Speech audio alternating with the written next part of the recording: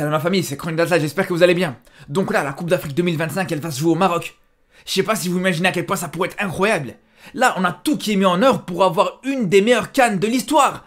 Et au bout d'un moment, c'est vrai que j'ai toujours été dur avec les autres pays africains comme le Cameroun ou la Côte d'Ivoire par rapport aux Coupes d'Afrique qu'ils organisaient. Mais là, je vous le dis, ça sera encore plus le cas. Parce que déjà, c'est mon pays, donc c'est normal que je sois plus exigeant. Et surtout, parce que tout simplement, pour moi, cette Coupe d'Afrique 2025, ça pourrait être la meilleure compétition africaine de l'histoire. Il y a tous les éléments à disposition pour que ça soit le cas.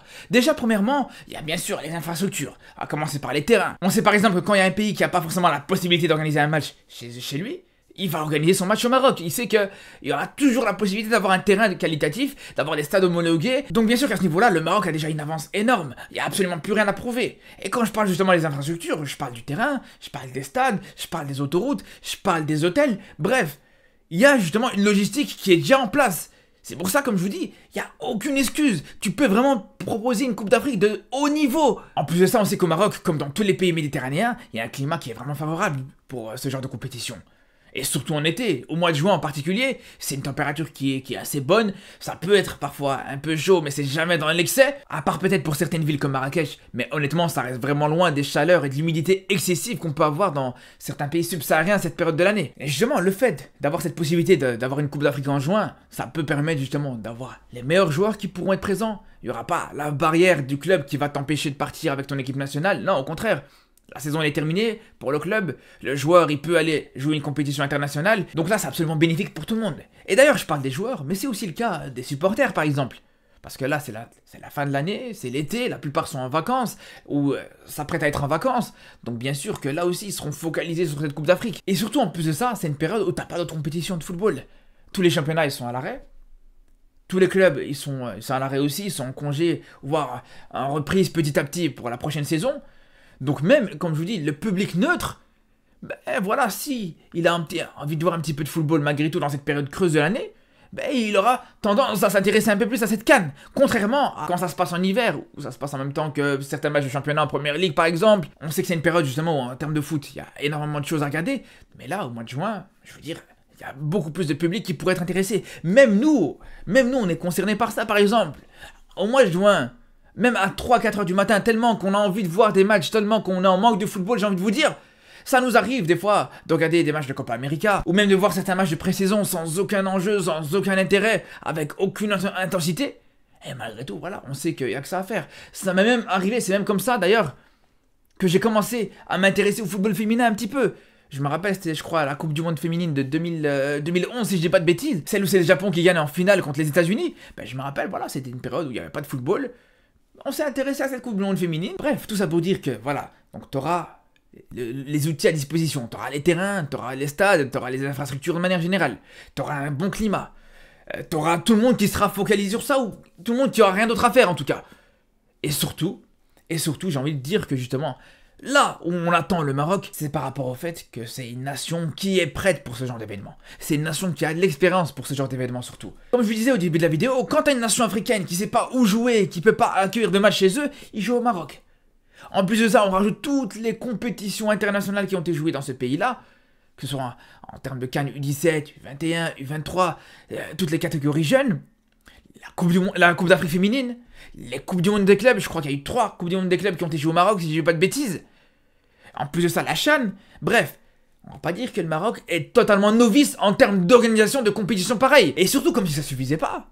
Mais il faut se dire que le Maroc est prêt. En tout cas, dans la logique, le Maroc est censé être prêt pour cette Coupe d'Afrique parce qu'il y a 10 ans d'ici, le Maroc devait déjà organiser une CAN. Ça n'a pas pu se faire pour des raisons totalement légitimes pour moi. On va pas revenir là-dessus. Mais tout ça pour dire qu'à partir du moment où il y a 10 ans d'ici, tu étais capable et tu étais prêt à organiser une Coupe d'Afrique, ben c'est sûr et certain que 10 ans plus tard, avec l'évolution en plus que tu as au Maroc, mais il y a clairement plus de chances d'organiser cette Coupe d'Afrique.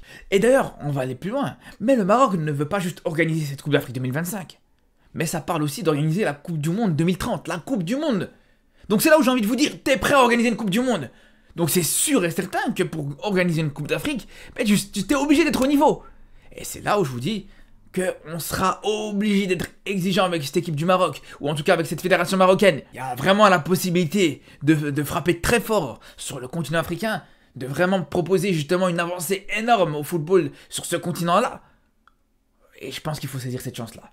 Il faut saisir cette chance-là, encore une fois, comme pour les Ivoiriens. Dans quelques mois, dans quelques semaines, même on peut dire.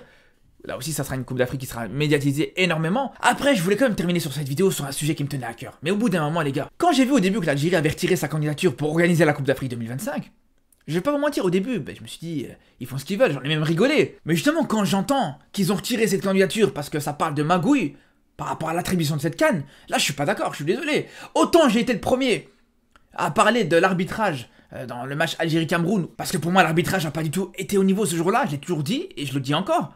Mais d'un autre côté, là, non, je suis désolé, tu peux pas parler de magouille pour l'attribution de cette CAN 2025 au Maroc. On est qui, nous? On est le Guatemala. On n'est pas capable d'organiser une CAN. On n'a pas d'infrastructure, on n'a pas d'hôtel, on n'a pas de terrain, on n'a pas de stade.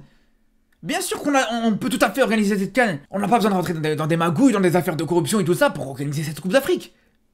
Le Maroc est tout à fait capable aujourd'hui d'organiser une CAN sans aucune magouille. Et ça, tout le monde le sait.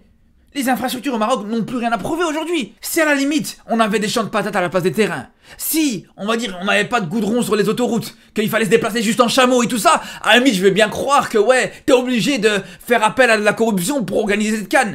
Mais là, on sait très bien, tout le monde sait très bien que le Maroc a pas besoin de ça. Donc que l'Algérie se retire de cette candidature, c'est tout à fait leur droit. Et on peut le comprendre, il y a plein d'explications qui pourraient être interprétées, qui pourraient être données. Par exemple, le fait que, tout simplement, ils ont une nouvelle fédération. C'est tout à fait logique que quand tu as une nouvelle fédération qui est en place, le fait d'organiser une Coupe d'Afrique sur le court terme, c'est pas l'objectif directement. Donc je suis désolé, mais je vois pas l'utilité de nous pointer du doigt à ce niveau-là. J'ai pas envie de créer la fitna en disant ça. Mais quand, au final, on se fait accuser, je suis quand même obligé de réagir. Après, je sais qu'il y a beaucoup d'Algériens qui sont lucides par rapport à ça, qui savent très bien que le Maroc est capable d'organiser une CAN sans ce genre de choses. Et puis voilà, de toute façon, on espère que dans tous les cas, cette CAN 2025 sera au rendez-vous. C'est tout simplement la priorité pour tout le monde. Et après, on souhaite à l'Algérie, justement, de pouvoir organiser la prochaine ou celle d'après. On leur souhaite du fond du cœur. En tout cas, les gars, bien sûr qu'on aura bientôt l'occasion de reparler de cette CAN 2025. Pour l'instant, la priorité, c'est la CAN 2023. D'ailleurs, je pense qu'actuellement, il doit y avoir toujours les élections qui sont en place pour trouver le candidat et l'organisateur de la CAN 2027. Je sais pas s'il y a un gagnant qui a été trouvé à l'heure où je vous parle, mais on suivra aussi ça avec beaucoup d'attention, en espérant toute la réussite aux Sénégalais pour l'attribution de cette CAN. Sur ce, les gars, on se dit à ce soir en live sur Twitch pour parler justement. Sur ce, les gars, je vous dis à ce soir sur Twitch pour parler de tout ça. On se dit à très très vite et surtout d'ici là, prenez soin de vous. Non mais dites-moi que c'est une blague. Donc ils ont pas donné la CAN 2027 au Sénégal pour la donner au Kenya, à la Tanzanie, à l'Ouganda. Ok, ces trois pays-là, c'est trois beaux pays. Quand je voudrais aller faire un safari, je serais le premier à aller là-bas. Mais là, on veut pas faire un safari, on veut faire une Coupe d'Afrique. Et comment tu veux faire une CAN quand tu sais que dans ces trois pays-là, il y a l'Ouganda, qu'il y a quelques semaines d'ici, pour jouer leur propre match, ils étaient obligés d'aller au Cameroun parce qu'ils n'avaient pas de stade homologué. Et là, ils veulent te faire une compétition où ils veulent accueillir 24 équipes différentes. T'imagines, c'est comme si c'était un gars, il avait pas de maison. Il sait même pas où il va manger lui-même, il sait pas où il va manger, et il veut t'inviter toute la famille. Il veut t'organiser un événement incroyable avec des traiteurs, avec des serveurs et tout ça. Mais commencez déjà à pouvoir jouer déjà vos propres matchs chez vous, dans votre pays, et après ça, on va voir s'il y a moyen d'organiser une Coupe d'Afrique ou pas.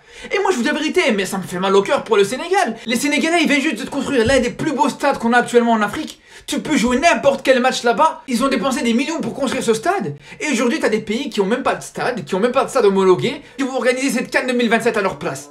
Bref, on en parle ce soir sur Twitch.